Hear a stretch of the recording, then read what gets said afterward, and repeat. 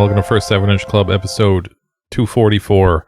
First 7-Inch Club is a podcast where we dig up 7 inches from the past within the realms of hardcore punk and metal and discuss whether or not they're worth being remembered. We also provide facts and trivia that we get from the internet and our own personal experiences. We do our own research on this show. And if you can tell from this intro, I'm already flustered because my computer is just having new problems every day. Because it's the inshitification of America, where they just build things to break all the time. And I'm late, and I hate being late. But anyways, we are here. I am Mike, and with me is Scott. We're all fucked up today, Mike. I'm fucked up too. I'm going to tell you how. Okay. Today is going to be, like I say this a lot. You can hear my voice. I'm screwed up physically. But this is also, this was a day where I had hoped to have some time at the store to do some work for the show. And instead, a guy came in and just hung out for 4 solid hours. Well, that's cool. Just talking to me about Public Image Limited. That's and normally I like this guy. He's kind of a local guy who knows everything. He knows everything. And he's just so full of information. He really knows like a lot of post-punk and industrial and that kind of stuff. He's an older guy, but he just knows everything. And he's seen every band. And it's interesting. And I'm like, man, I really want to listen to this 4 songs that I have to review today. And I couldn't. And then he finally left. And there was, maybe a half hour left in the day. I was like, here we go. Crack my knuckles. I'm going to rip through them. And I started playing them.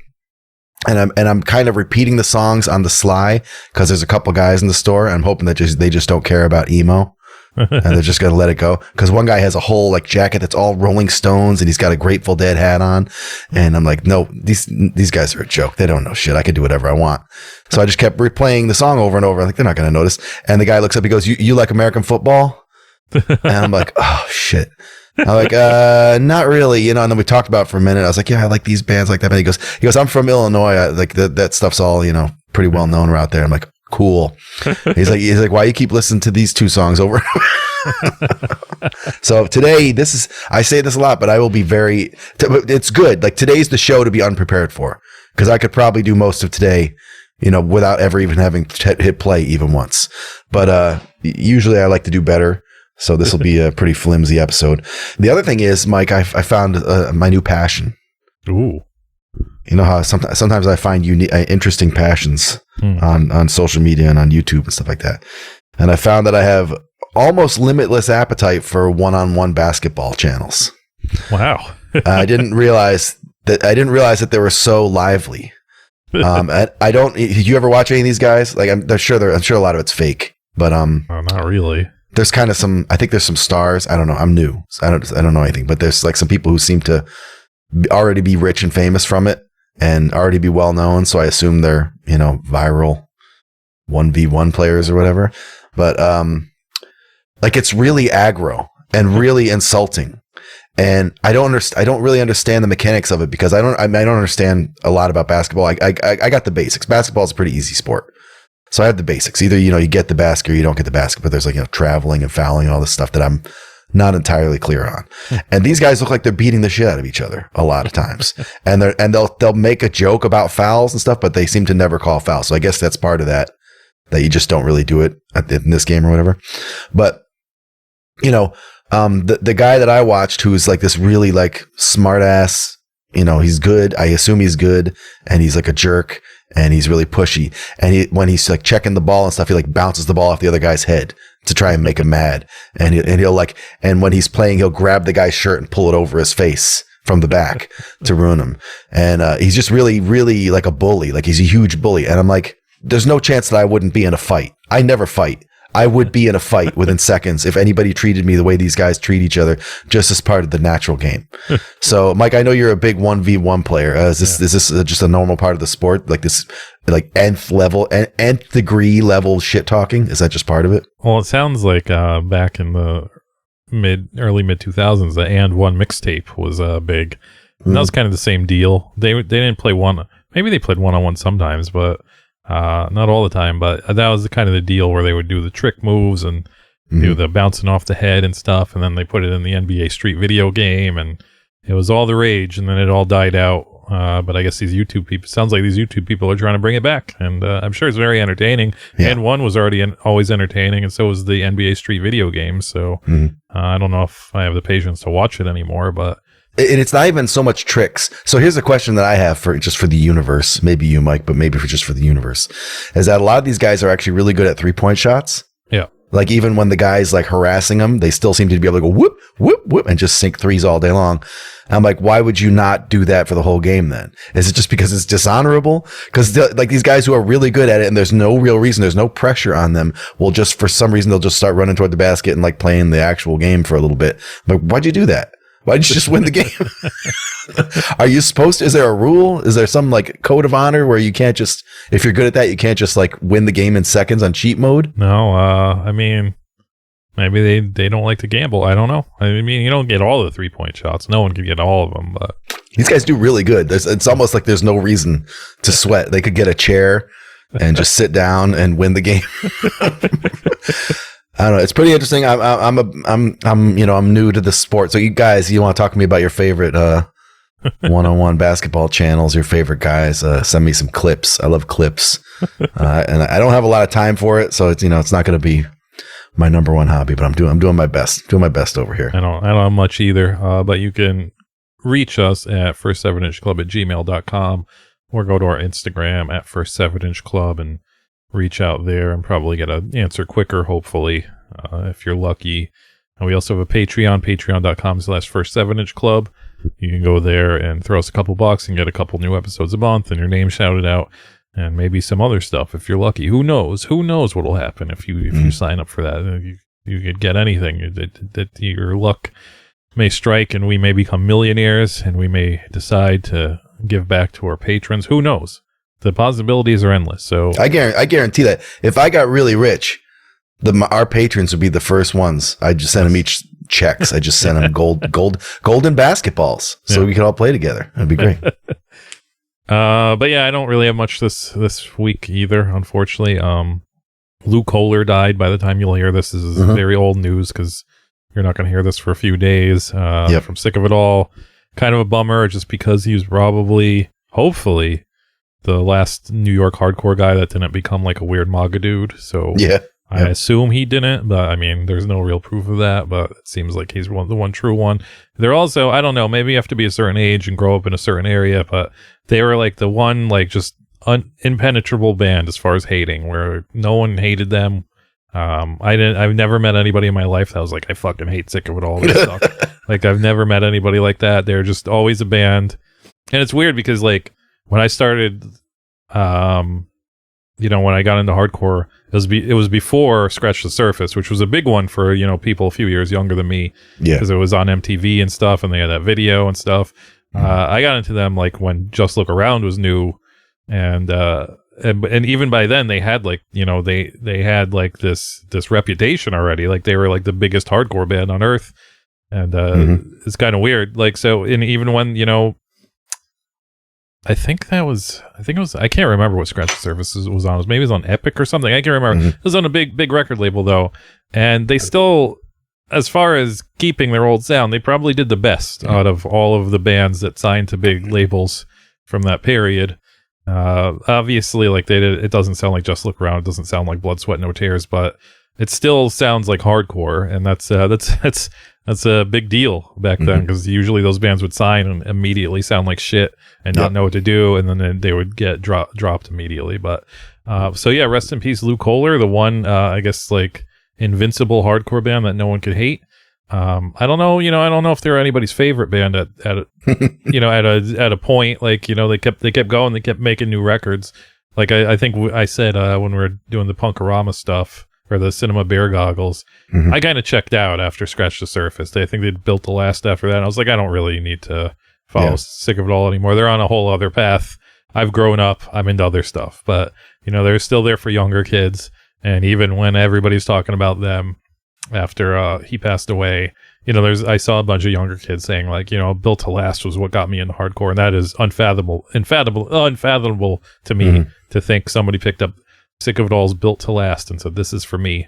Didn't check any of the old stuff. And I think, again, it's like a certain age thing, because my favorite Sick of It All record is the first LP, the Blood, Sweat, No Tears. I think that's their best album. And then like I saw Nate Wilson posting about it, and he's like posting like about the first 7-inch, and I was just like, Nate's very old, so like, I'll give him a pass. If you're younger than me and you're like, yeah, that first Sick of It All 7-inch, I'm gonna be like, fuck you, like that's not your favorite, fuck you. But yeah, great band, and rest in peace, Lou Kohler. Yeah, I knew about them from Blood, Sweat, and No Tears because it was covered in metal magazines very early. Yeah. And I had heard them somehow much earlier than I would normally have. And it wasn't my favorite thing. That's not my favorite sound. But then, of course, they show up live all the time. Like, you can't not see Sick of It All live once in a while. And I'd be like, oh, Sick of It All, boring. It doesn't matter. Once they start playing, I'm like, oh yeah, this is okay. And then once they get to scratch the surface, I'm like, all right, here we go. Like, it's fine. The only thing I don't like, Mike, is that dragon logo. I don't like that I don't like the New York Yankees version. I just don't like any of that shit. I know some of you who are good friends of ours, you got that tattoo. I forgive you, but I hate that logo. I hate seeing that on shirts. It seems like it was everywhere too. It was on people who did not have any connection to anything, who are not in the scene. And it was like, it just became one of those things like a New York Yankees hat. Yeah. Like I just see the Sick of It All logo on someone. I'm like, is it used for something else? Mobb Deep co-opted it, and Sick of It All really? was like, hey, what are you doing? That's our logo. And they something happened where they settled it, and they're like, okay, you can use it too. So then it became like a de facto Mobb Deep logo too. I didn't know that. I never knew that. Wow. Yeah. So everybody that I see out there with that is either a Mobb Deep. Now, that's great. I'm going to start asking people. You into Sick of It All or Mobb Deep? Yeah, or both. You never Do you think that shooter, the 90s campus shooter who was arrested with the Sick of It All shirt was a Mobb Deep fan or a Sick of It All fan? Man, I don't remember that. I don't remember somebody getting arrested with a Sick of It All shirt. Man. It was the talk of the town because you're like, oh shit, he's got a hardcore shirt on. And, borderline. Yeah. But at the time it was hardcore enough. And I don't remember the details, but yeah, he like posted up and just started sniping his fellow students. I don't even think there was a purpose to it. It was like pre Columbine. It was one of the earliest school shooters that I remember. I'm sure the news had a field day with a shooter wearing a shirt that said Sick of It All on it. So. Well, unfortunately, he was also Asian American, so that was probably more on their mind that there was something a little bit different about him. A non-white doing this. Yeah, exactly. Bad news. Yeah. Why is he wearing the white kid shirt? Outside of that, I don't have anything for this episode, but I might have two big scene reports coming up, so you got that to look forward to in the future. Right. I am going, by the time you hear this, I've already been there, but I'm going to the National Trading Card Convention. Holy shit. This weekend, which is the biggest, I believe the biggest trading card convention in the country. I don't think it always stays in Chicago. I think it moves around. I don't really know. I'm not. You gonna swap some Yu-Gi-Oh cards? Gonna get some Yu-Gi-Ohs.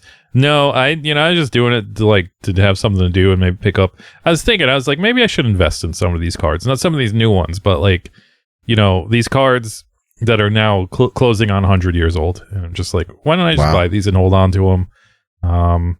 Just to have, I don't think they'll ever go down in value. They might not appreciate in value, but I think they'll always stay around the same amount of money. So it's just like, it's like buying I don't know what real adults buy, like, stocks or something. It's like buying stocks. So it's like, maybe I'll browse. But then I looked at the vendor map. And it's at this convention center in Rosemont, which is right outside of Chicago. I don't even know if it's like outside of Chicago. I feel it's like within Chicago. I think you go through Rosemont and then there's more Chicago after Rosemont. I don't know how it works. I don't know geography, but I've been to the convention center a few times for different things.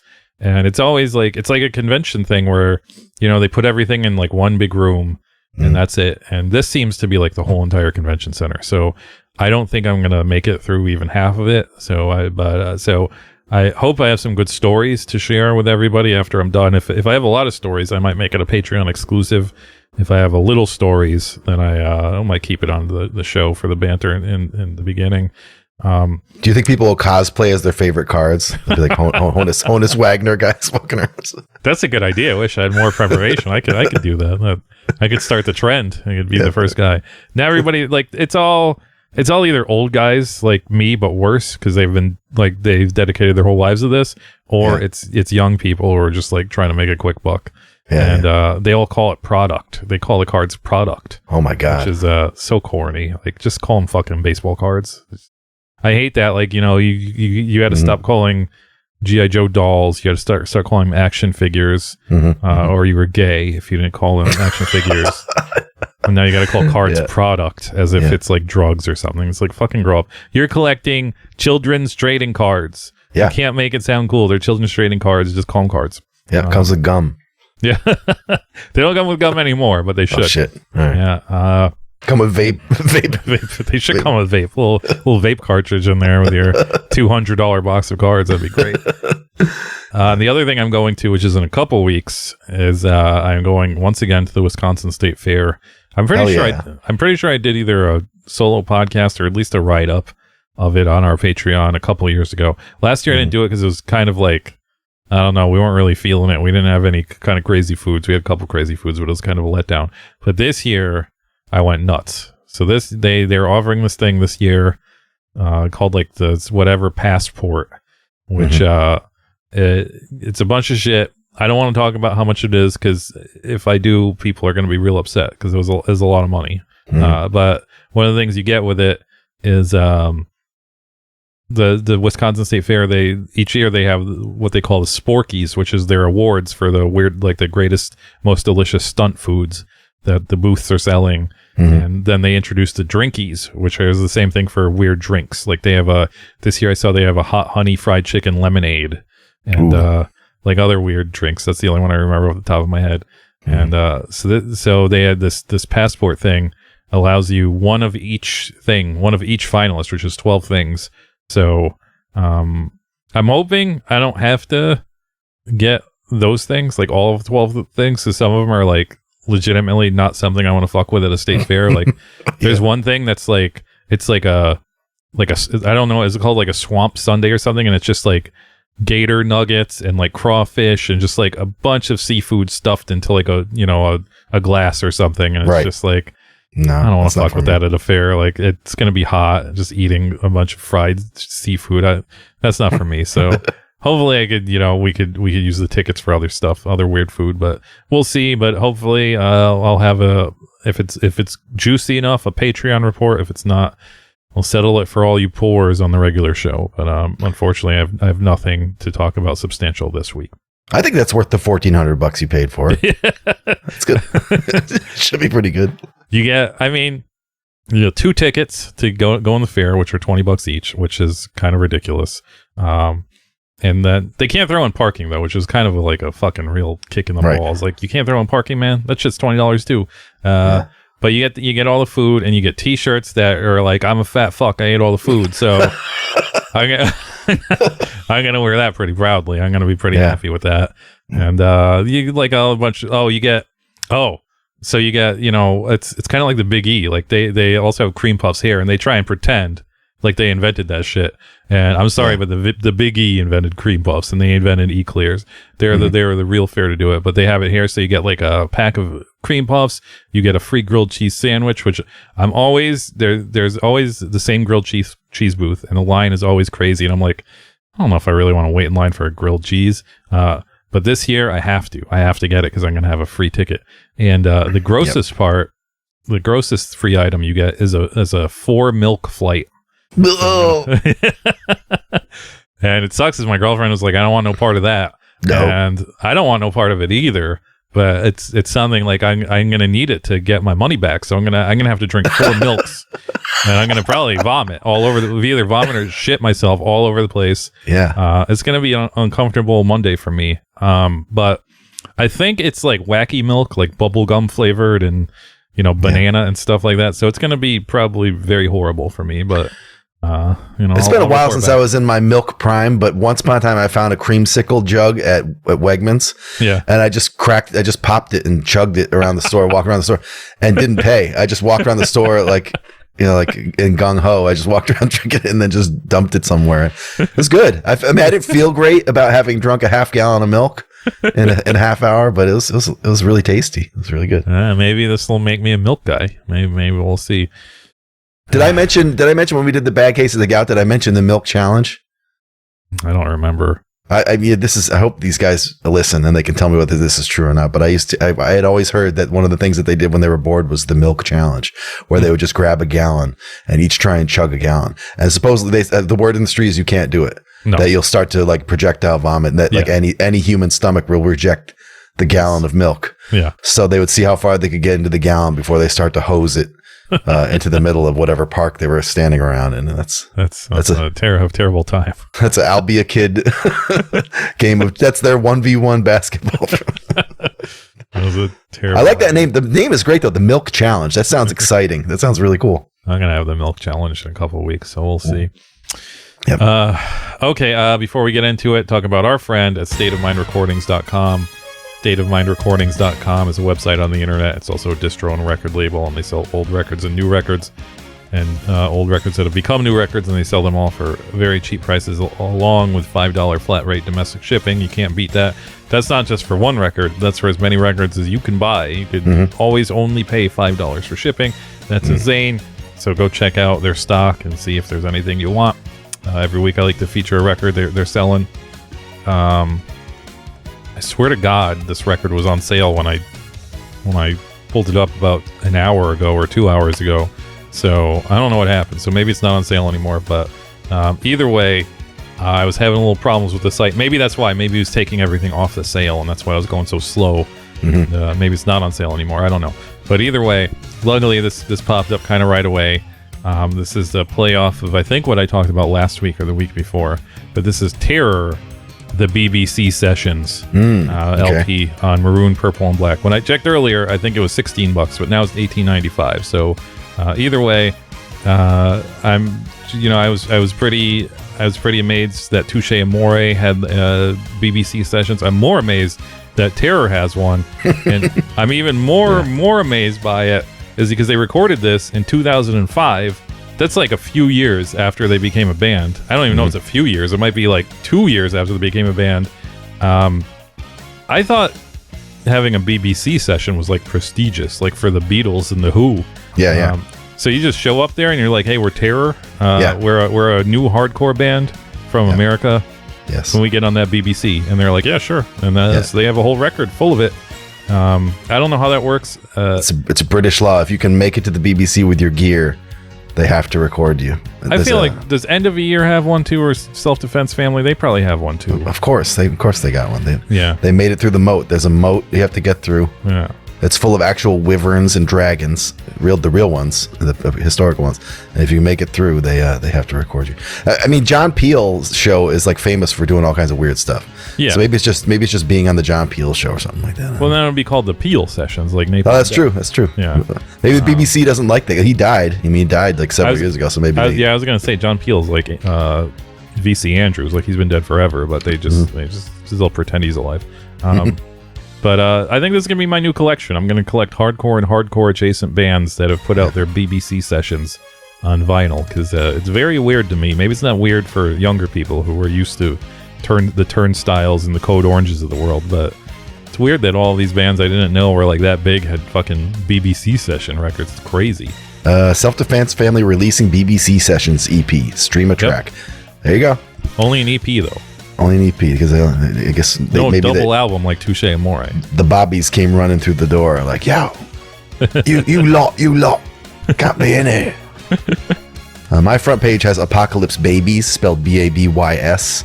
I don't want to talk about it, but I like the cover because the cover has this it's like torn paper with kind of like a very 80s looking font to me. It's like kind of a slab font, Apocalypse Babies. And it kind of reminds me of like when a Penn and Teller book would come out in the 80s. And it would be like, Cruel Tricks for Your Friends or whatever. It just has that look. But I don't really want to talk about that record. I'm going to talk about the band Landed and their record Dirty Bomb. Mostly because the cover looked like it would be like a buzz oven or like a weed eater kind of record. It's a drawing of some sort of like Captain Caveman, like monster creature. And he's like, sort of pulling his hair and antlers out of the way. And he has kind of like a pyramid, like the all-seeing eye pyramid upside down. And it says Landed in like heavy metal letters. But it's got the colors of like a really sickly kind of like weed eater album cover colors. And he's even got like an American flag hat, and there's an American flag in the background. That just seems really stoner rock coded to me, you know, but they are not. I went to the Bandcamp for it and listened to it, and it's, you know, it's like crazy kind of like almost AMREP noise. Yeah. And it says these are two songs that eventually made it to the Lungs and Liver, the Livers and Lungs CD. I was like, that's a cool name. So I looked at Livers and Lungs CD. Much worse cover art. It's like a kid's drawing of an actual weed leaf behind, I think, a Miller can. It's whatever beer has that red bow tie, kind of loaded, but Miller High Life. So it's behind a Miller. Oh, so that makes sense. So liver and lungs. So you're killing your liver and your lungs. And the write up at the bottom says, another heavy ripper from this bunch of original PVD warehouse dwellers. Songs compiled from splits with mega fuckers. Snake Apartment. Great name. That's like such a good name. Snake Apartment. And Air Conditioning. Good stuff. And so I liked all that, but then when I went to their Discogs is the best part. Noise improv rock group out of Olneyville, Providence, Rhode Island, known for their chaotic live shows. Originally called Land, until they found out there was another band called Land. So they changed their name to Landed. And they got kind of like what was the band that Psycho Mantis used to be in? Like the Ultramantis? Ultramantis, wasn't he? He was in Ultramantis Black. But what's the band that he was in before, like the wrestling team? The Ultimate Warriors. Ultimate Warriors. He's got that kind of look. They're all like goofy guys wearing. Oh, one guy's fully naked with his dick out too. I didn't realize that. This is gross. So interesting. The Landed Dirty Bomb LP. It says Men's Recovery Project related. I don't know who the hell's in this thing. But it was a fun little path to click through these links and just be more and more confused by the words I was reading. There you go. State of Mind recordings.com. Also, if your bow tie might be Budweiser, I don't know. I didn't look at it. So either way, I don't want people beer shaming me and say Mike doesn't know his beers. I'll look it up. Maybe I just don't know my cheap beers. Oh, they both have a red bow tie. Yeah, Budweiser's red bow, and so does Miller. Yeah, you're right. I guess it might have been a thing back in the 1800s when they invented beer too. The red bow tie means beer. Yeah. So anyways, here we are. I don't know how we bullshitted our way through a half an hour of not having anything to talk about, but we did it once again. And now we are talking about the band Capn Jazz in their 7-inch Boys 16 to 18 Years, Age of Action from 1993 on Further Beyond Records. I said Age of Vaxxon. Age of Vaxxon. Age of Vaxxon. No, that's this age. But I just want to say, usually how I do this is I have a G drive and I make a little folder of all of the materials we need for the record, and then we can both share it and blah blah blah. I did not. I usually title the folder the name of the 7-inch in the band, so it's easy to find. And I did not name the folder Boys 16 to 18 Years because I was like, I don't know, I don't want the CIA looking through my G drive and saying, well, what's this folder that says Boys 16 to 18 Years? So I just called it Age of Action, I think, because that is a questionable name. Back when 1993, there's no internet, so it wasn't that questionable to name your record this. But anyways, Capn Jazz was a band from Buffalo Grove, Illinois, which I believe is not too far from Chicago. I watched a thing with them, and they said an amount of time that is non-trivial to me, like an hour and a half or 45 minutes. Maybe if it's 45 minutes, that still seems like a long drive to me. Yeah, there's a wide swath of places you can still bill your thing as being from Chicago that is too far for me. There's that. It's like the AEW wrestling. They always run in the same arena, and it's in Hoffman Estates, which is 30 plus miles away from me. That is too far to say you're running in Chicago, because there's like, if there's no public transportation that goes to it, you can't say you're in Chicago anymore. So this national convention I'm going to, it's in Rosemont. It's literally like on the train line. That's fine to say you're in Chicago, but at some point, you just got to be like, no, we're from Buffalo Grove. But luckily, that's what their Discog says. It says Buffalo Grove. So they're not faking the funk. But yeah, they were this kind of Capn Jazz. If you don't know, for some reason, they're a very short-lived but very highly, highly influential band.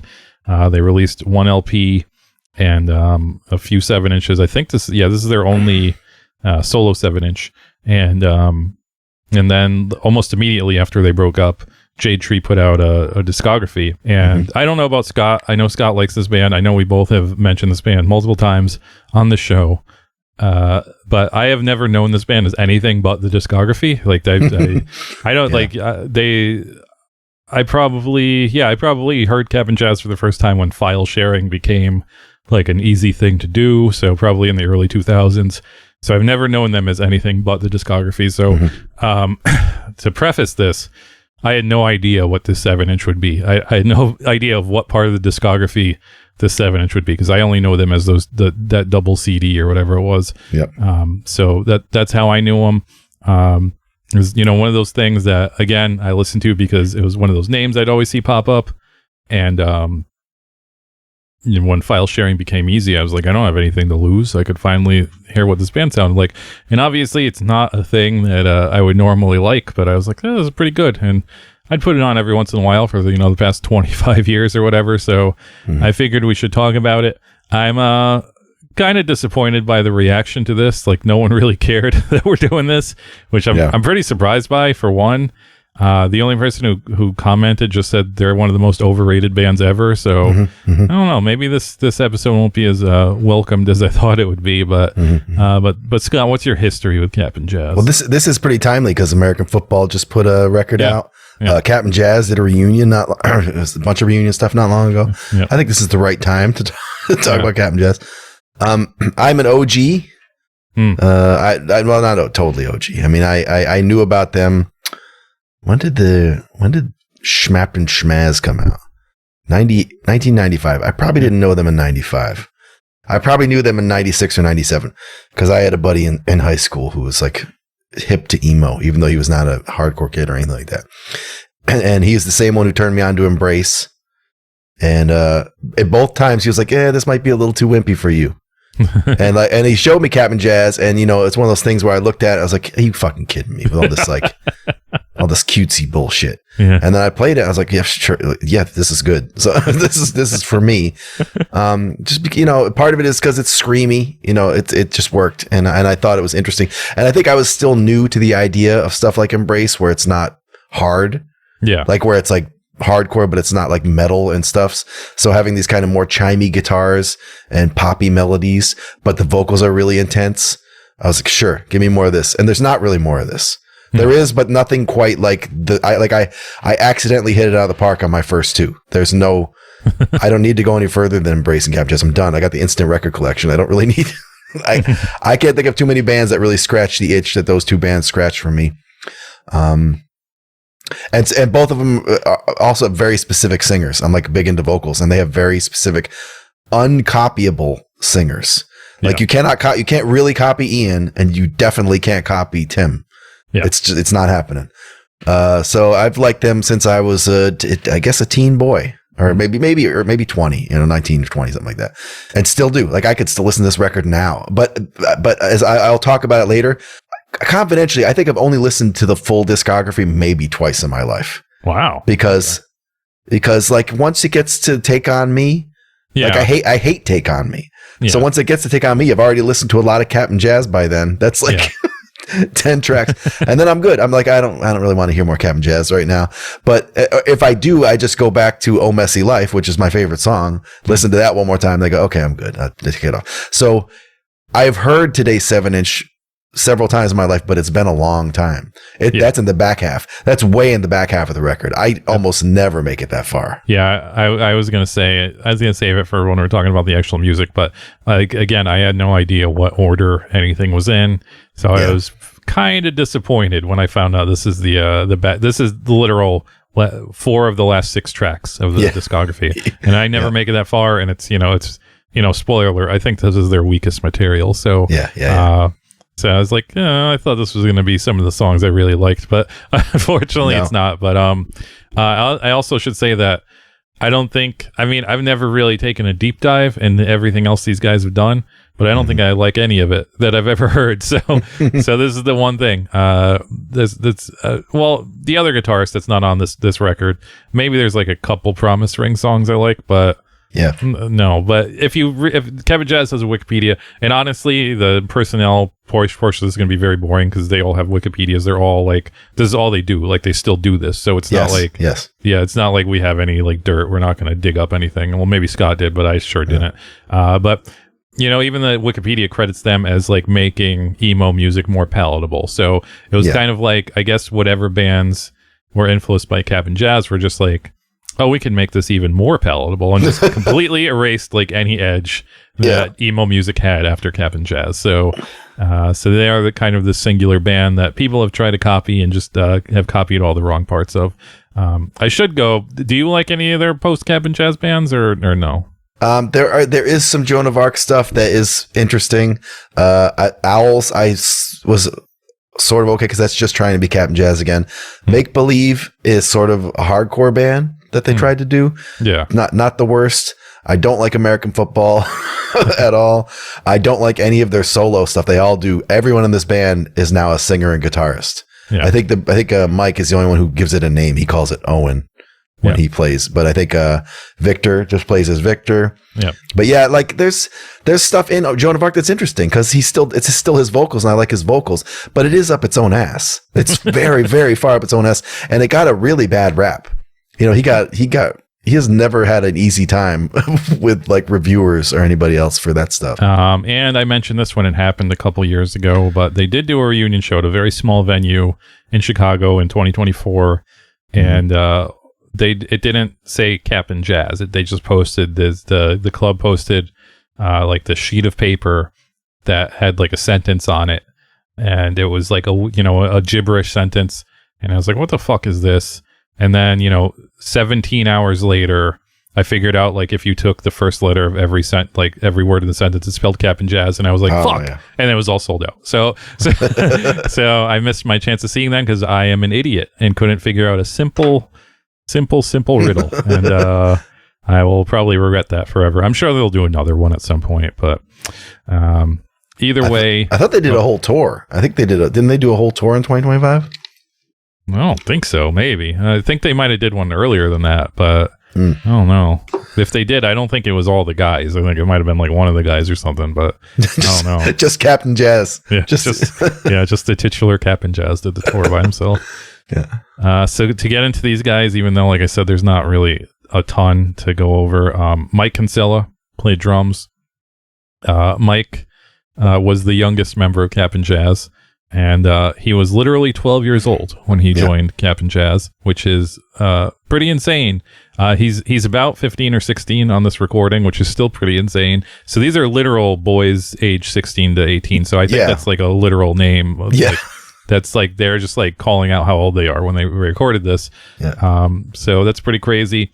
I find it interesting. And I should say, again, I know these Kinsella guys were in like Joan of Arc and all that stuff, but I didn't know all of these guys were basically in all of these bands. Like they just kept turning around, just like we're done with Capn Jazz, let's do American Football, and it's all the same guys, so there's nothing to talk about. They're all in Owls and Joan of Arc and American Football, and then they all have solo projects, and then they all have solo projects where they work together again. So they've all just been making music for the past 30 years. So there's really nothing to talk about. But what I found interesting is that Mike's Wikipedia has a personal life section where it says he married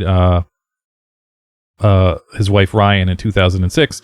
Then they got divorced, and then whoever put this Wikipedia together just drags him through the coals and says they got divorced because she found out that he was in a 2-year relationship with another woman leading to their divorce. You even had to put the specifics of how many years in there. That is crazy. Mike, you have to probably get that erased from your Wikipedia because it makes you seem like a real dickhead. But that is Mike Kinsella. Mike, it gets worse than that. For both Mike, for you and for Mike Kinsella, it gets worse for all the Mikes. Okay. GQ did like a 15,000 word write up on American football, like just this month or just very recently. And I read it, so you don't have to. Okay. They drag him way, way, way further into the coals than you could ever imagine. The whole article is about he's drunk. He's messing up. He's cheated. He's a father and stuff. It is hard. And they go through his whole history and all the many mistakes he's made in his life. Other than that, they drag him. I actually got confused about American football because a whole bunch of similar emo seemed to come out at the same time. And I knew some of the bands were like Capn Jazz. People I think I tried Promise Ring. I was like, oh, this is bad. Joan of Arc wasn't really my thing at the time. So I just put it all off my radar permanently. I never thought about them again. Plus they broke up immediately. So who cares? Yeah. So I learned from that 15,000 word article that American Football, the band, collectively own the house. Oh, wow. From the cover, the American Football House. Yeah. They own it and they use it as an Airbnb. They rent it as an Airbnb for American football fans, which is the least emo thing I can imagine. To be fucking landlord, like Airbnb scum with your what do you call it, signature house. They did some sort of block party show, which is a big deal, and had a whole American football night and stuff. So the article says some people book it, of course, because they want to sleep in the American Football House. But sometimes people book it because it's a 5-star, 3-bedroom Airbnb near the campus and its football stadium. At least one renter eventually asked Kellen, that's whoever, why vans full of random boys kept standing in the streets to take photos of the house. I've got to tell you, she said, there's nothing special about this house. The article talks about how Mike is a longtime alcoholic, and that he is he's been sort of abusive to the band members, and they just being divorcing. They're just always divorcing. They're all dudes who, what's interesting is that, so they put out the American football record and they were already broken up. So they never got to reap the reward of that becoming a monstrously huge record. Yeah. Is that on Jade Tree? Or on I can't remember whatever label it's on has built more buildings because of the American football record. And they didn't get to reap the benefits of it. So when they reunited 14 years later or something like that, it was like a bomb going off. They were rock stars. Like that day, they were rock stars. And I don't think they knew how to handle it. Prior to that reunion, there's a whole segment of the GQ article where Mike is playing a solo set to a bar full of drunks who are ignoring him. And he's very depressed about it or whatever. So they reunite as grown-ass men and became rock stars. I don't think it worked out that well for any of them. I mean, maybe it's financially working out well right now. Maybe being Airbnb scumbags is working out really well. But, either way, Mike still primarily a professional musician, which is cool for him. Next up is Sam Zurich, who played bass on this record. Sam is the only one without a dedicated Wikipedia, but his band Make Believe has a dedicated Wikipedia for some reason, even though I don't think anybody gives a shit. But he was in all the other bands with all the other guys.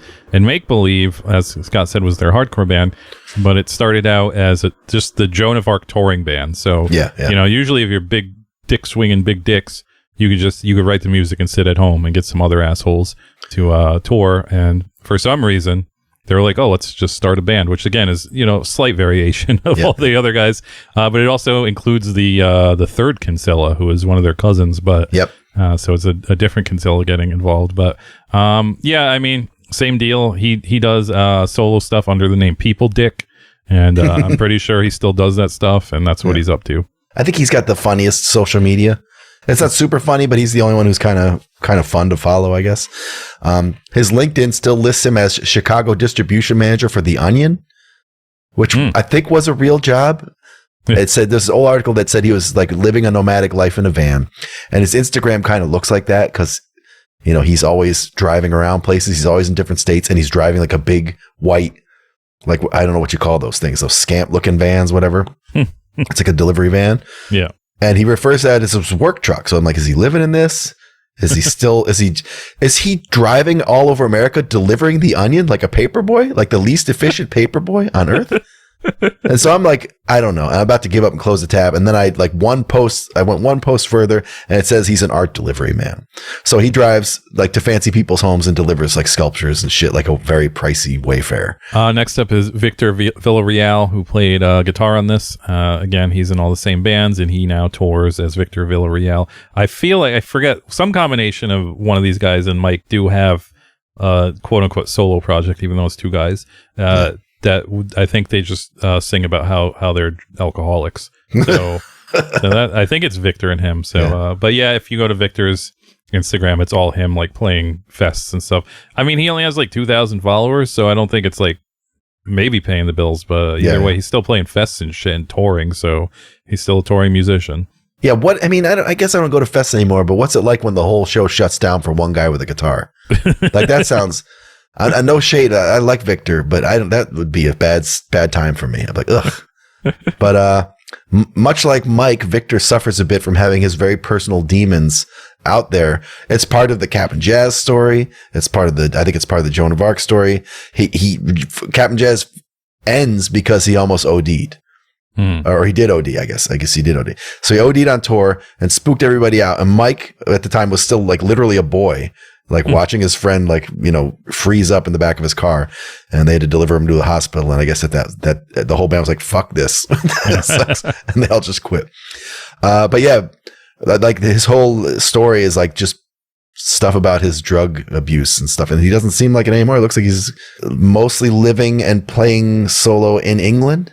Most of it's in England. And he lives in England now. Yes. It also said that, is he the one? Yeah. It says that he's got a dog training service. Like most of the places you can find that are like old internet, like old blogs and old news articles. So I can't tell if he's doing that or not, but that's like dog training, like not dog sitting. So it means he makes your dog tougher or more behaved, one or the other. Either he makes your dog a killer, which is pretty on Capn Jazz, like, and I love it, or he makes him, you know, well behaved. That's, you know. And lastly is Tim Kinsella, who was the vocalist again in all of these bands. His Wikipedia, I'm sure this is dated, but it says he worked at the Rainbow Club in Chicago, or bartended there for most of his adult life. So I don't know if he still does that. But still does. He does. Okay. Yeah. Most interesting thing, his project that I saw is that he had a project called Hunky Dory TK, which was just a collage project where he just took samples of David Bowie's Hunky Dory and made it into a pop album. Oh, okay. Which seems like a lot of work, but yeah, obviously still making music and making money. So yeah, he's still effectively a minor celebrity. Still makes music, writes books. I didn't know about the books until we did this. It makes sense. Like, he's that kind of guy. Of course, he's going to write books. I've totally lost touch with him since Joan of Arc. I've not thought about these guys, even though I listen to the Capn Jazz CD all the time. Haven't thought about the human beings that made that CD in a while. So I find his trajectory a little confusing. I've tried with Joan of Arc a few times. They came out when you still had to buy CDs. So it was costly when it wasn't your cup of tea, and he frequently was not my cup of tea. I could still see glimmers because I like like I said, I like his vocals. It still has some of the cutesy poetry in it. Very pretentious, like, and they know it. I think that's part of the thing, is that I think that's the whole mission statement, is Joan of Arc is pretension. It's like living liquid pretension. That's all that they do. And then they put out that Terror Sex album, and I was like, man, I don't know. Like, if you cutesy man boys trying to like bust a nut while I'm in the room with their record, I don't know if I'm into that. And I don't know much about it. Maybe that's not what it was doing. So I watched that Noisy doc. There's a Noisy documentary about Joan of Arc. It's like an hour and some change. It's a few years old. Kind of softened my opinion. Like, all of this, it softened my whole opinion. I actually feel bad that I haven't paid attention to him for a while, because he seems pretty sincere, seems pretty locked in on these ideas. I don't think he's up his ass as much as I thought. I think it's just what he likes doing. And he seems like a regular guy. And what I think is interesting is that he explains stuff normally. I think I said the same thing about one of the other bands we talked about recently, that I was surprised that he's a normal guy to talk to, or, seems to be. And like, he posts albums on his Instagram. He'll post like, oh, it's been 20 years since this record came out. This is Joan of Arc's like more prog album. It's more normal to listen to some of the other stuff. Just talks about like it's a normal record. I'm like, I would not have seen that coming. So the documentary is pretty good. He writes weird novels that seem to be about like a mundane situation in an extraordinary setting. So it'd be like a boring love triangle, but it's in a rich political family or something, alternate history, kind of weird stuff like that. The reviews are pretty split between people who enjoy his wordplay. I think some of his Capn Jazz wordplay has made it all the way through to the books, and a lot of people really do not like that, and they can't click that 1 star fast enough. The documentary also showed him teaching a class that seemed to be like a writing workshop, which is crazy. Tim Kinsella teaching you how to write like Capn Jazz or something. I don't know. That's a weird class. And yeah, they were on that, what's the Tim Heidecker show? Office Hours. Yeah. They were on Office Hours, and it was only a few months ago. And he said he's still bartending at the Rainbow Club, and he's been doing it for like 25 years.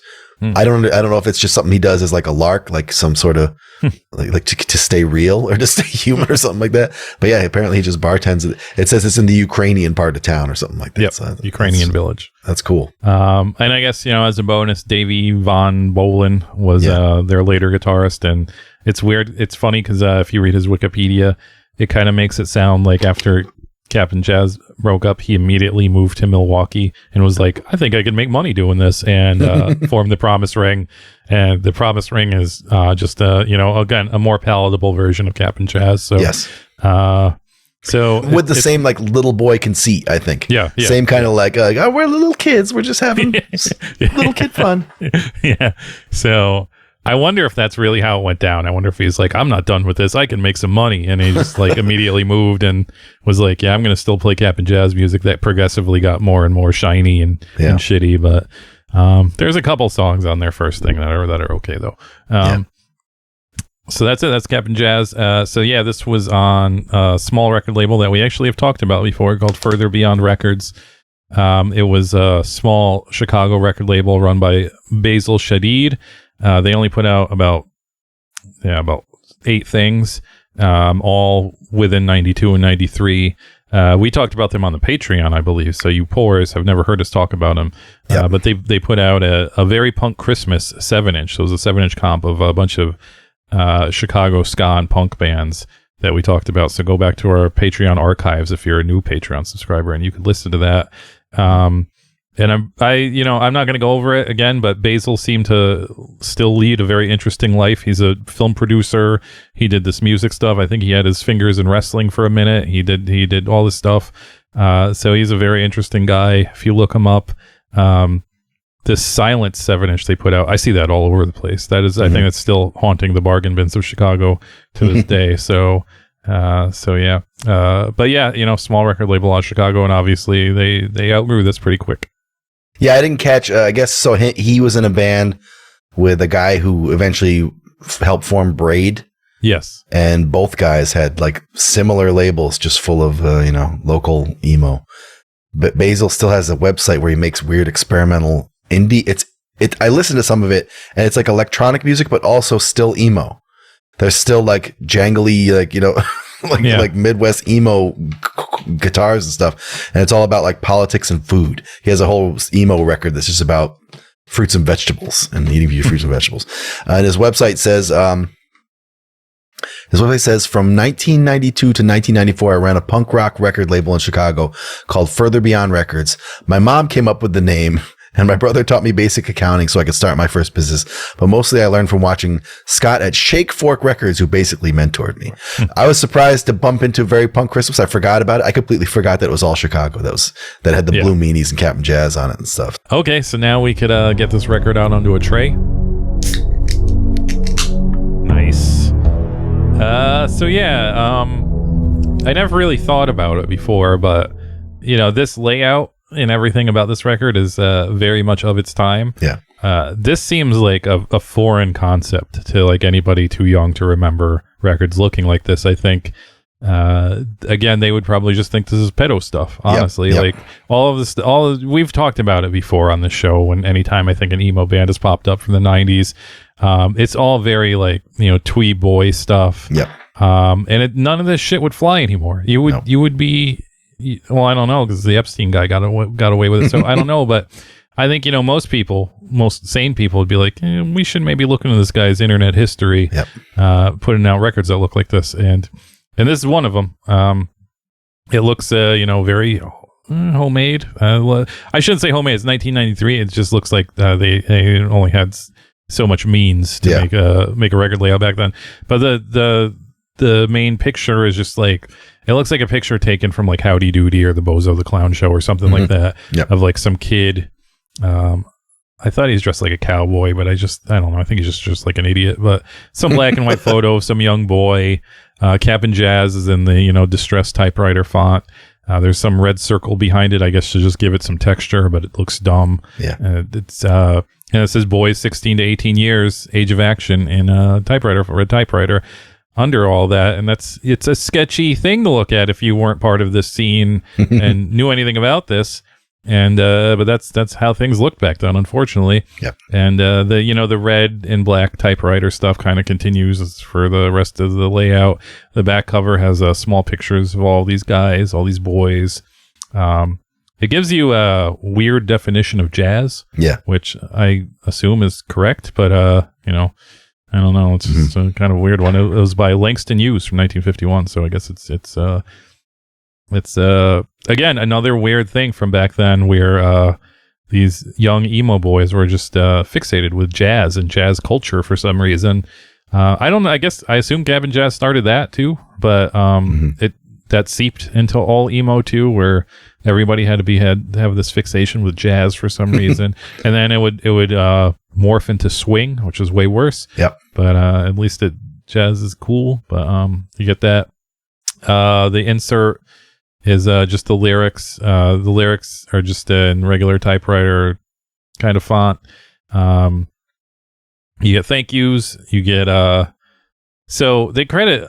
I don't understand this. They credit like 87 people for artwork, and there's no artwork on here, so I don't really know.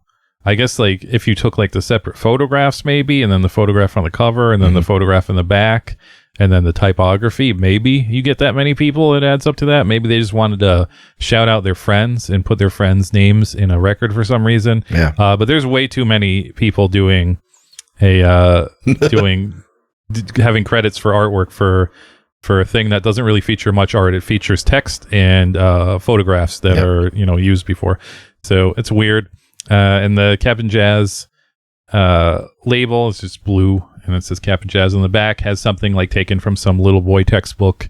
I can't read the text on it because unfortunately I don't own this, and I just looking at the scans, and I can't zoom in far enough. Maybe Scott has that technology, but it's some like little boy health class book or something that they took the picture from. Yeah. Again, this is probably fine for 1993. It is definitely something I would look at and say this is not for me. But again, in 2026, everything about this is very questionable. I would look at this and say, I don't know. I don't want to buy something called Boys 16 to 18 years old. But it has all the hallmarks of an emo record from the early 90s. Yeah, it's funny that I think that this has a lot of the same visual language as our friend Matto over at Peter Walkie, who I don't think is a sketchy character, but he also uses this kind of like Dick and Jane book, kid textbook artwork and stuff. Matto's more about the innocence of youth, and Capn Jazz are creeps. They want to be creeps, I think. So this boy on the cover, he if you look closely, he appears to be wearing the Webelos uniform, Cub Scouts, Webelos. Oh, okay, that's what it is. Okay, Mike, were you ever a Cub Scout? Fuck no. I ain't no cop. No, I was. So I joined the Cub Scouts late, and the scout leader was like, "Oh shit, well all the other kids are already like bears, so you're a bear now." That means I skipped it all. I skipped all 4 ranks. He just gave me all the patches, and like that means that I was immediately working towards being a Webelo, and I already bought the stuff. So when you become a Webelo, you gotta go buy more stuff. And I don't do that. I don't go to my mom and say, "Can I get more stuff?" I don't even ask for batteries for my toys. I don't do any of that shit. So I had to go back to her like hat in hand and be like, "Mom, I gotta get like the plaid neck thing and the little Webelo shit and all that stuff." And she was like, "God damn it, you just joined this thing." I'm like, "I know." So I'm like, "Mom, I'm slipping through the cracks as a Cub Scout." They're just testing me out. I'm not learning anything. And I wasn't learning to light a fire. I didn't learn to build a lean-to. I didn't learn to like suck scorpion poison out of a wound. Nothing.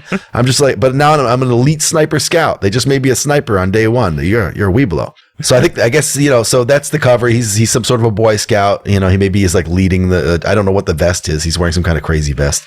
Maybe it's a survival. Maybe this is like an airline crash full of Cub Scouts, and he's got the survival suit on. The menace kind of comes from the grimy grunge font because it's like a young boy, but right above him is like this big smashed out psychotic typewriter font above him. It's not like it's like the Friday the 13th blood letters, but like a fucked up typewriter usually means something antagonistic, I think. And the back cover is very standard emo back cover. All the typewriter fonts for all 4 band guys arranged like a photo strip. There's I assume that this is trying to be clever. They put the Langston Hughes quote in there that's about jazz, and it also sort of describes them, even though they're not jazz. And I encountered several places where people were busting on them for not actually being a jazz band. So people took the name literally. They're like, "Oh, Capn Jazz, you guys aren't even jazzy," and stuff like that. So I mean, that's very stupid, but maybe they were trying to get ahead of that in a few ways on this record, because this is one of the early things. Langston Hughes thinks you're stupid, guys. He thinks you're stupid. Side A. The side that just says Capn Jazz, it's kind of like a magnum opus of typewriter fontage, because they got the big one, they got the little ones, they really went for it. And side B, this is the part that made me think of our friend Matto, because this is very Peter Walkie style line art. And I can't make out what any of the text bubble says, but I'm assuming it's more Cub Scout stuff, maybe not. But to me, if you zoom in, it looks like a white child is being alarmed by two black children. And he's possibly brandishing a weapon. Like he sees these two black kids and he's got something in his hand that doesn't look good. The lyric sheet is a very 90s photo op. Like you can barely see half these kids. Like Mike is holding a glowing Subway cup, but you can't see his face. He's just a dark specter. But I do like that the contact section says, call Tim. It's his phone number. It's most likely his parents' phone number. Call him. Call Tim. That's pretty incredible. It's a pretty unsurprising layout. I wouldn't say I have like strong feelings on it. I think if you asked the worst AI chat, like the Trump AI chat, to make you a Capn Jazz layout, here you go. It would probably look like this. And there you have it. So now we can actually get into the music. This is 4 tracks, so we get a bunch of music to listen to. In the first track on side A is called A-OK.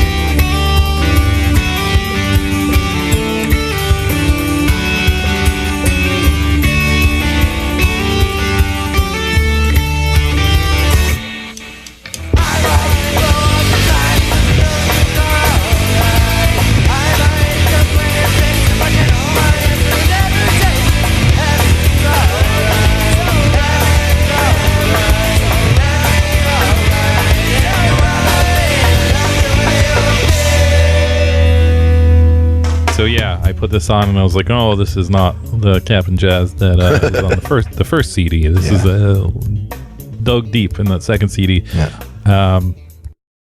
So it starts off with some really funky jamming going on. I should say, so I said I've already liked Capn Jazz. This is probably the closest I get to liking jam band music is Capn Jazz, and they're not really jam band in any means, but this is like if I like close my eyes and try to imagine what like a listenable jam band would sound like, it would sound like Capn Jazz. So that's how far off I am from ever liking jam band music. But that's that part, because our Rockets and Blue Lights always sounded like Capn Jazz to me, but as a jam band. So you did it, Mike. You found it. Yeah. So that's kind of my lane as far as jammy music goes. This is as much as I can tolerate. However, though, after that little jammy intro interlude, this song sounds pretty much like a pop punk song. Yeah.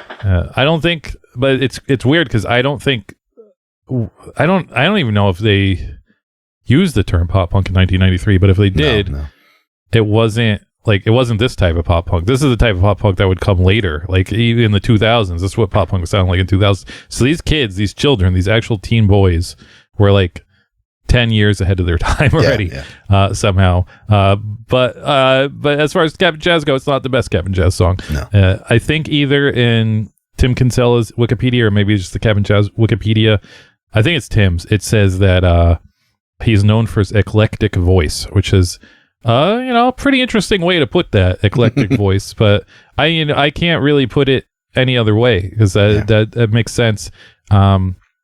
Many people have tried to copy this voice, and no one has succeeded. I do think Raucous and Blue Lights did a good job of as good of a job as you can do copying the Cap'n Jazz voice. And if you watch any of those, what would Janet Jackson sound like if she was Midwest emo? If you watch any of those videos and the guy does the voice, he's trying to do this voice, and then you could see how bad it's been bastardized over the years because it sounds nothing like this dude. It is an eclectic voice because he can't sing, but he can sing. Yeah. It's like I don't know, man. It's like it's fucked up. Like I'm sure if he went to a vocal coach, they'd be like, "You're fucking everything up." Yeah. But it sounds great. Yep. He just has the most perfect non-singing voice anyone has ever had. Yeah. And it fucked emo up forever because no one before this everybody sang. And it sounded like shit, and everybody's fine with it. And then after this, everybody's saying it sounded like shit. They're like, "No, you can't do that anymore. You got to sound good." And it ruined everything because I don't like that. I don't like when people sound good. So, eclectic voice is the best way to describe it. Yeah. All of the lyrics, as Scott already kind of touched on, they kind of just look like read like somebody wrote a story or a novel.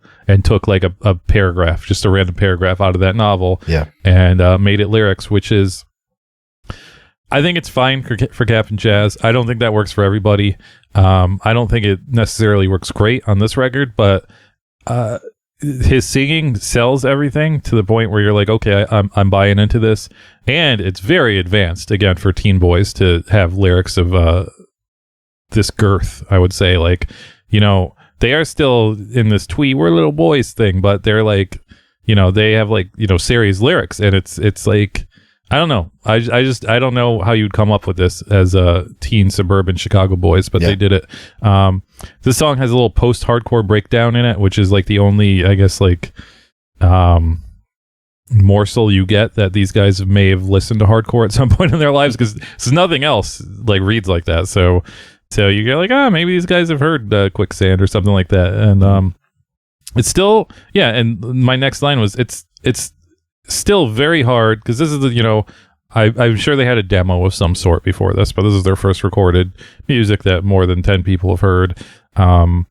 It's still incredibly hard for me to pinpoint what these young boys were listening to that influenced them to make this music. It is just, it's so weird. You're young, and they're all great at their, I'm not going to say, they're stupendous at playing instruments, but they're all pretty great for their age. Yeah. And they had this kind of vision of making this music that didn't really exist. It existed in some form before this, but not in this form.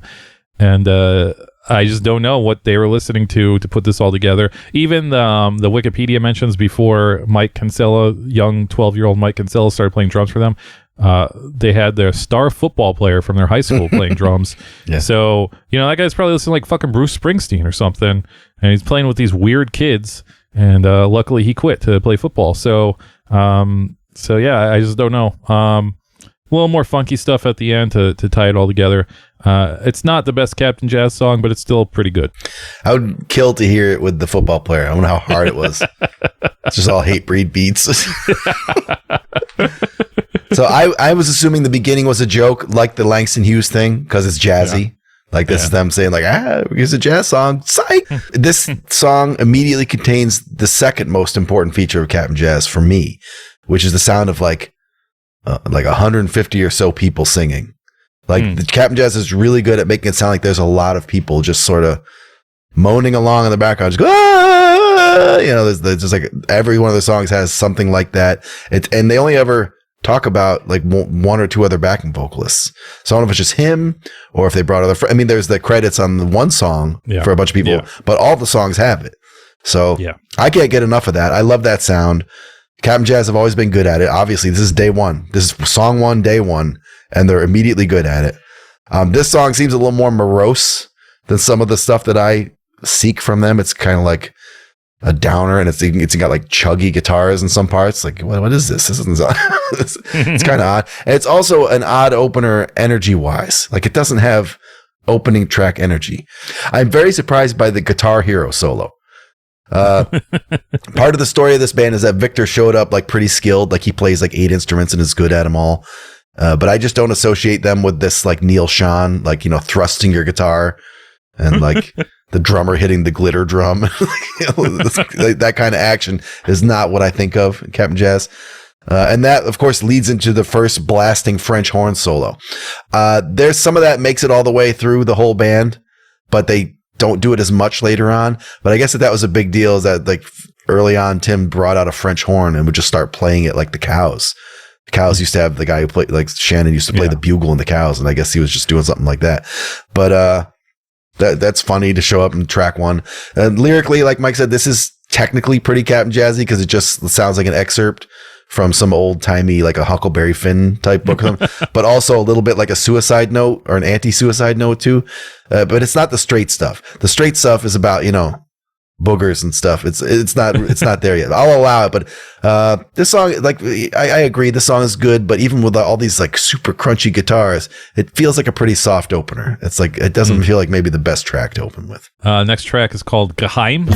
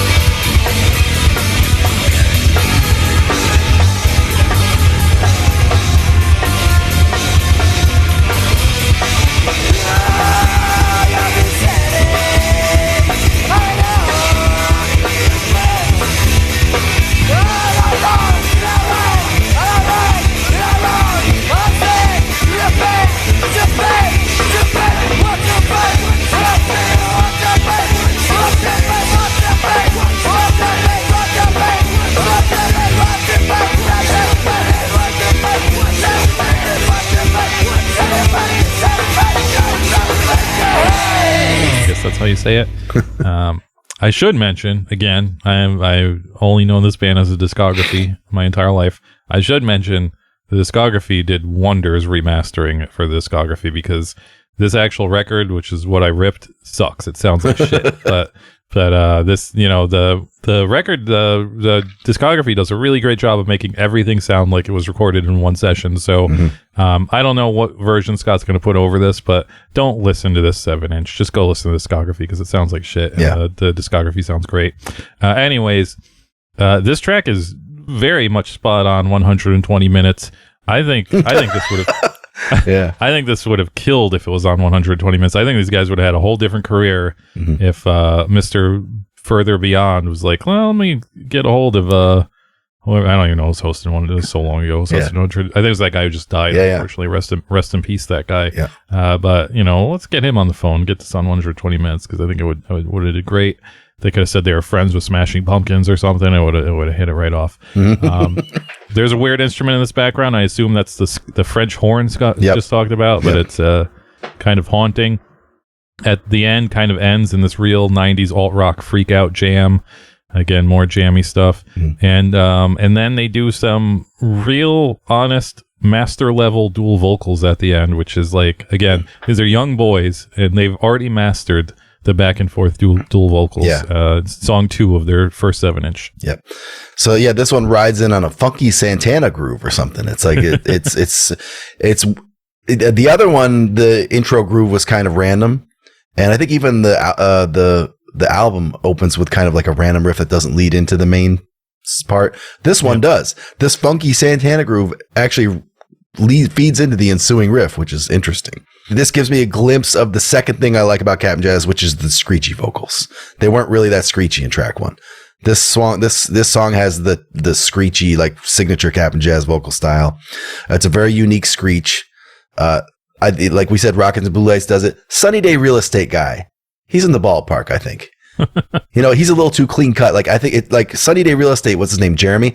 It sounds like he went to Screech College to learn it, and like Tim is from the streets. He's his rasp is cool, comes out of nowhere. And he seems to be able to he does his tiny boy sing song voice. And then he could just make that rasp come in and out as he sees fit. Even to this day, like that thing that I watched, the Tim Heidecker thing, he still got it. He sounds exactly like this record. He's 51 years old, and he can still sound like a 16-year-old boy, for better or for worse. This song is starting to get into some territory I'm not used to for Capn Jazz. Like I said, I've been a big fan, but I mostly only listened to the first 10 or so tracks of the CD because I hate punked up 80s covers. That's where I diverge from my 90s ska brothers, 90s ska nation. They love punked up 80s covers. I fucking hate them. Zero tolerance. There's not a single one that I like. But yeah, so this song is getting into some territory I'm not too familiar with, which is heavy rock and roll bass. This 7-inch is a lot of heavy rock and like even funky rock and roll bass, like almost like some Led Zeppelin or even like System of a Down riffs or something that I'm not really accustomed to hearing from these guys. It makes things sound a little bit more rockin' and hard than I'm comfortable with for my Capn Jazz. Also, as Mike said, speaking of ska, I didn't realize how crucial the French horn was to the early Capn Jazz thing, because it is all over this, and he's actually usually he doesn't try to play it. He just goes, blah, blah, blah. This song, he's trying to play notes. I don't know if he knows how, but he's trying to like and it's pretty haunting. He does some sort of strange haunting melody under some of the chords. This 7-inch in general has a lot more French horn than I saw coming. I was very surprised by that. So you flip it over on side B. The first track is called Sergio Valenti.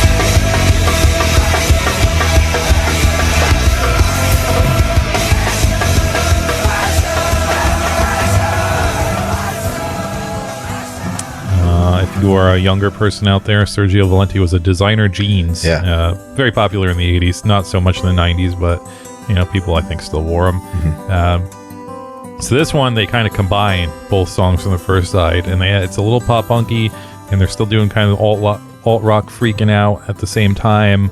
They mix it both together, and sometimes it's a little sloppy and not great because young boy Mike is kind of a new drummer, and Victor is trying to do something on the guitar. I don't know what it is, but he's trying to do some kind of advanced jamming or something, and it like I don't think the drums could really follow it, so it gets kind of muddled here and there.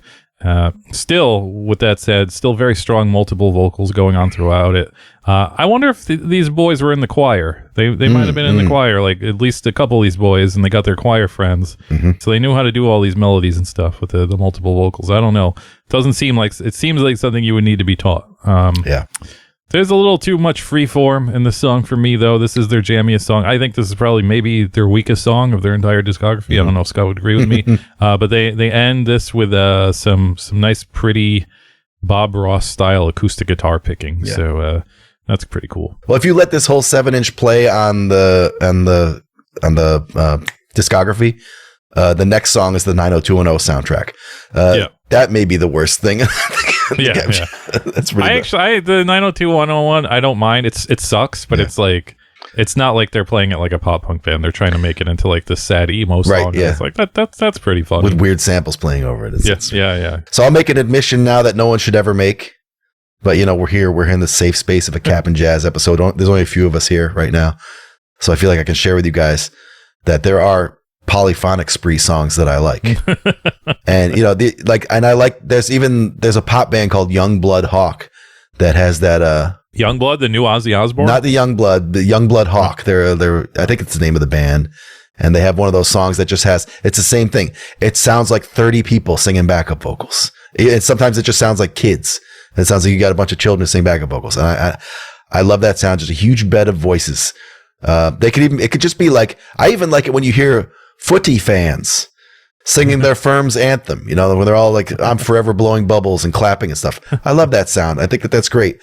This song goes very, very hard into that territory. In fact, it's the whole premise, almost right from the beginning.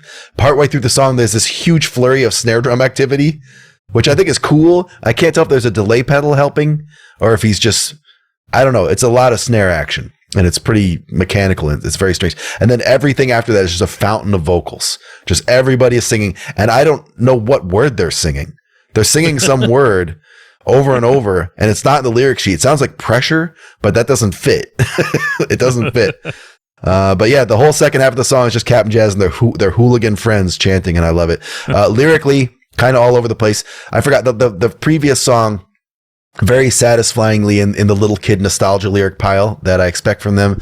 This one's about like an assault or a murder mystery, and it's not cutesy. It's not. There's no firefly collecting. There's no pool hopping. There's no country time lemonade summer fun in this song at all. So that's a little sad, but it's still I still like the song because of all the wash of vocals in it. And lastly, last track is called Easy Driver.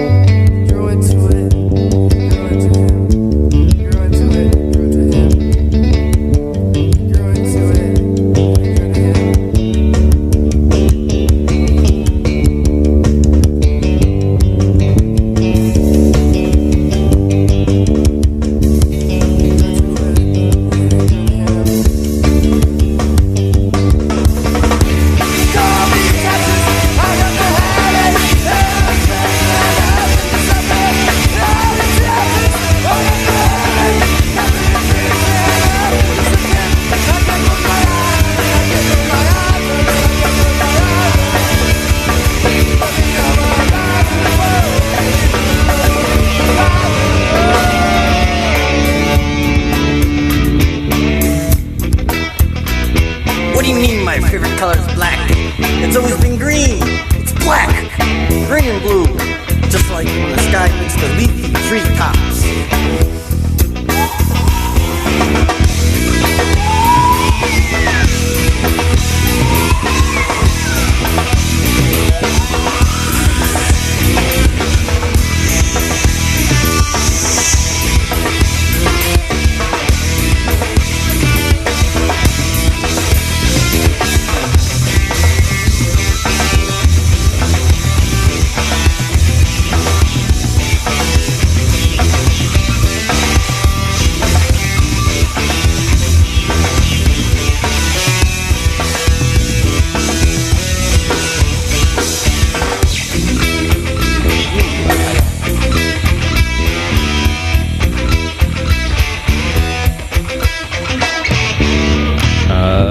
Musically, I think this one is starting to lean towards the Capn jazz I like. It's definitely not fully there, but it has the elements that I like. It's a bit sparse. It's a bit weird. It's very youthful. Mm-hmm. Great vocals, of course.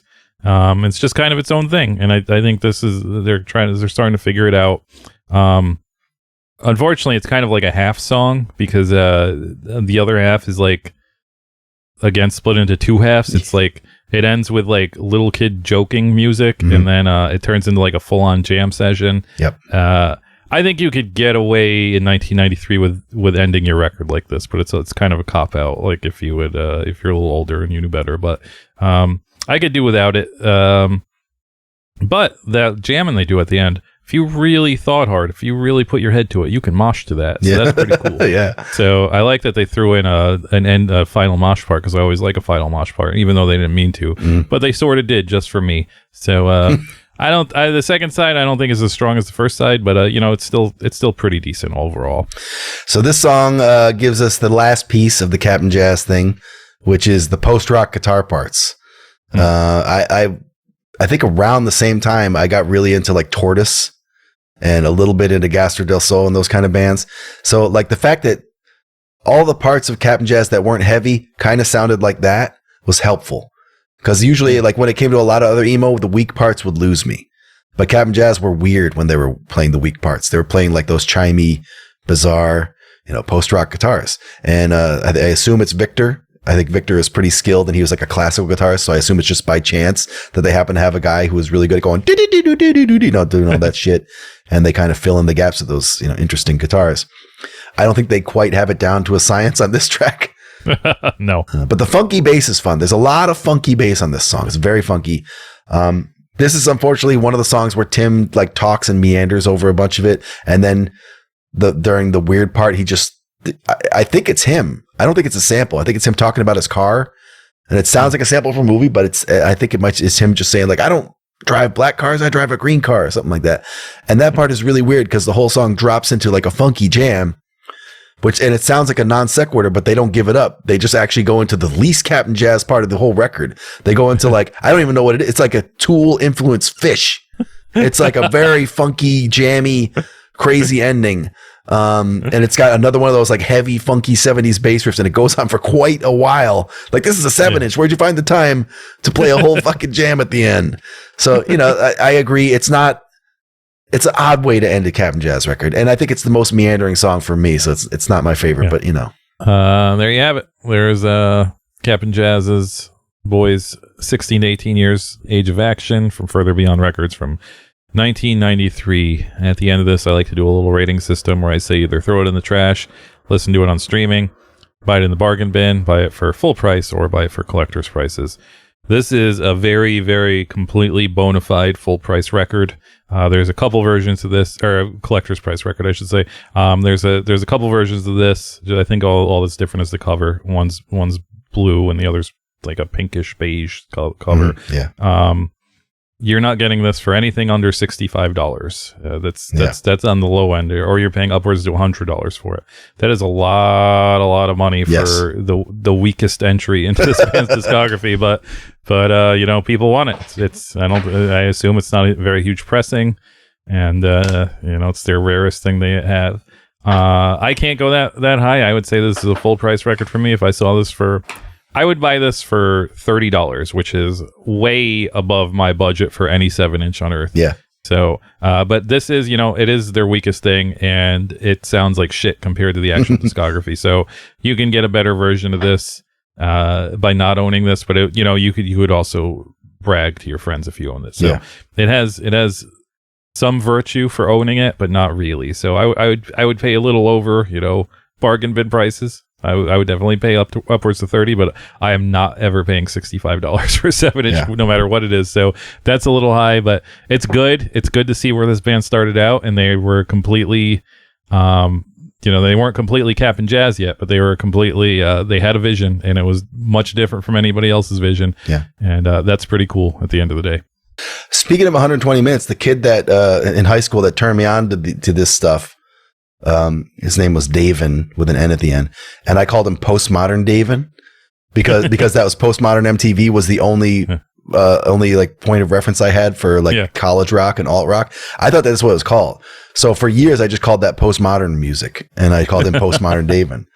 And so he turned me on to Embrace and Capn Jazz, both pretty much immediate slam dunks and immediate life-changing slam dunks.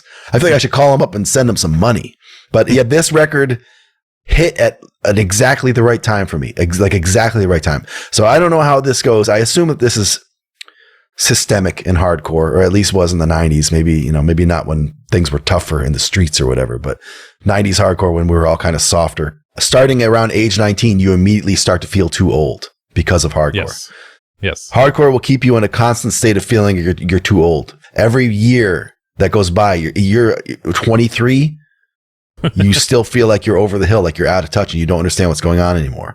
And in the Joan of Arc documentary, there's a part where the mom talks about how crazy it is that she let her teen boys just hop in a van and take off, that they wanted to go tour the country. And they're like, children. And she's like, oh yeah, sure. And give them a couple of Slim Jims, put them in a van, and say goodbye to your teen boys. And that's part of the culture. Like you could be like 13 years old in a hardcore band and get on the road with your friends. It's built into the culture that you start to age out very quickly.